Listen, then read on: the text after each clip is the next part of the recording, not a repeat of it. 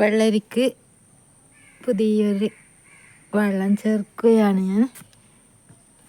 ഇതുവരെ എനിക്ക് വെള്ളരിക്ക അങ്ങനെ ഉണ്ടായിട്ടേയില്ല. ഞാൻ നട്ടിട്ട് ഒരിക്കലും എനിക്ക് ഉണ്ടാവാത്തൊരു വിളയാണ് കേട്ടോ ഈ വെള്ളരി എന്ന് പറയുന്നത്. ഒരിക്കലും എനിക്ക് അതൊരു ശരിയായി ചെറിയത് ഇങ്ങനെ കിട്ടിയതല്ലാതെ വലിയൊരു വെള്ളരിക്ക ഞാൻ ഇതുവരെ നട്ടിട്ട് എനിക്ക് കിട്ടിയിട്ടില്ല. അപ്പോൾ ഞാനൊരു പുതിയൊരു വളം പരീക്ഷിച്ച് നോക്കുകയാണ്. ഇതാണത്. ഇതാണെന്ന് ആർക്കൊന്ന് കമൻറ്റ് ചെയ്യാൻ പറ്റുമോ? അറിയുന്നവരുണ്ടെങ്കിൽ കമൻറ്റ് ചെയ്യണം കേട്ടോ. ഞാനത് ലേശമിട്ട് കൊടുക്കുകയാണ്. ഇത്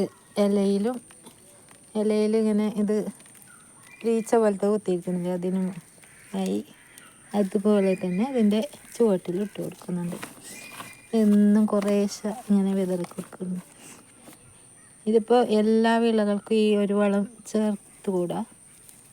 വെള്ളരിക്ക് ചീരക്ക് സ്വല്പം ചേർക്കാം, പക്ഷേ തക്കാളിക്കൊന്നും ചേർക്കരുത്.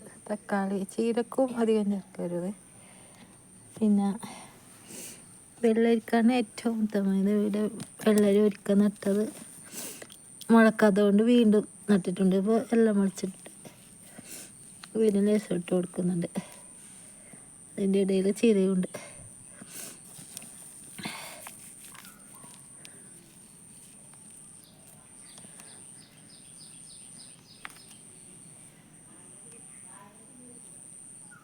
നമുക്ക് നോക്കാം എന്താവും, വെള്ളരി എന്താവുമെന്ന് നോക്കാം. ഇപ്രാവശ്യമെങ്കിൽ നന്നായിട്ട് വന്നെങ്കിൽ വിഷുവിനൊരു വെള്ളരിക്കങ്ങ് ഭരിക്കാൻ എനിക്ക് കഴിയട്ടെ എന്ന് ഞാൻ സ്വയം പ്രതീക്ഷിക്കുന്നു കേട്ടോ. പിന്നെ ഉരുളക്കിഴങ്ങെല്ലാം ഇതുവരെ നല്ല ഞാനൊന്ന് ഉരുളക്കിഴങ്ങ് നടുന്ന വീഡിയോ ഇട്ടിട്ടുണ്ടായിരുന്നു. ഉരുളക്കിഴങ്ങ് എത്ര വളർന്നു വന്നിട്ടുണ്ട്.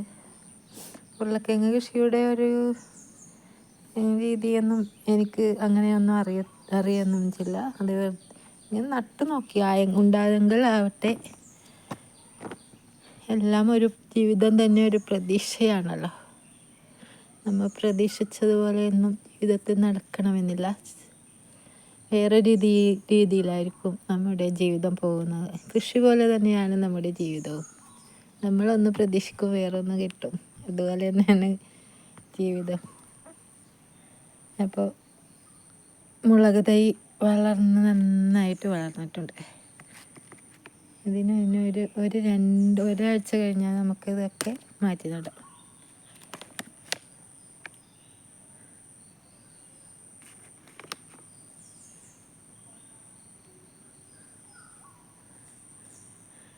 ഞാൻ വെള്ളരിക്ക് ചേർത്ത ആ വളത്തിൻ്റെ പേര് ആരെങ്കിലും കമൻറ്റ് ചെയ്യുകയാണെങ്കിൽ ഞാൻ അതിനെപ്പറ്റി എന്താണ് ആ വളമെന്നും എങ്ങനെയാണത് ഉണ്ടാക്കുന്നതെന്ന് ഞാൻ ഒരു വീഡിയോ ഇടുന്നതായിരിക്കും. ആർക്കെങ്കിലും ആവശ്യമുണ്ടെങ്കിൽ ആ വളം.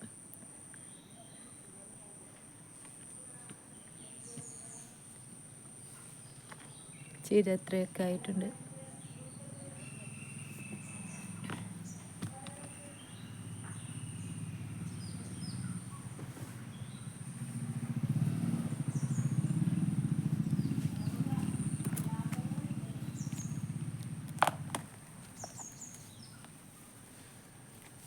പിന്നെ ഈ വാഴക്കൊന്ന് വന്നതൊന്നും ഞാൻ മാറ്റി നടും. ഞാൻ നേന്ത്രവാഴയുടെ ഒരു ഷോർട്സ് ഇട്ടിട്ടുണ്ടായിരുന്നു, വീഡിയോ ഇട്ടിട്ടുണ്ടായിരുന്നു. അതൊക്കെ ഞാൻ പറഞ്ഞത് ഈ നേന്ത്രവാഴക്കൊന്ന് ഞാൻ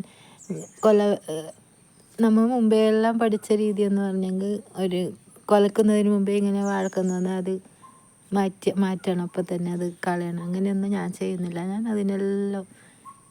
എല്ലാ കന്നും ഞാൻ ഇതിൽ തന്നെ നിർത്തുന്നുണ്ട്. ഒരു കന്നിനെ ഞാൻ മാറ്റി നടുകയോ ഒന്നും ചെയ്യുന്നില്ല. നമുക്ക് ആവശ്യമുണ്ടെങ്കിൽ എവിടെയെങ്കിലും സ്ഥലമുണ്ടെങ്കിൽ ഒരു കന്നെടുത്ത് അവിടെ നടും. ബാക്കി കന്നൊക്കെ അതിൽ തന്നെ നിർത്തും.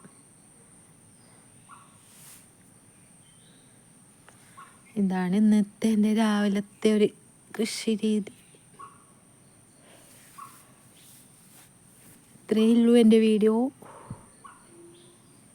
എല്ലാവർക്കും താങ്ക്സ്.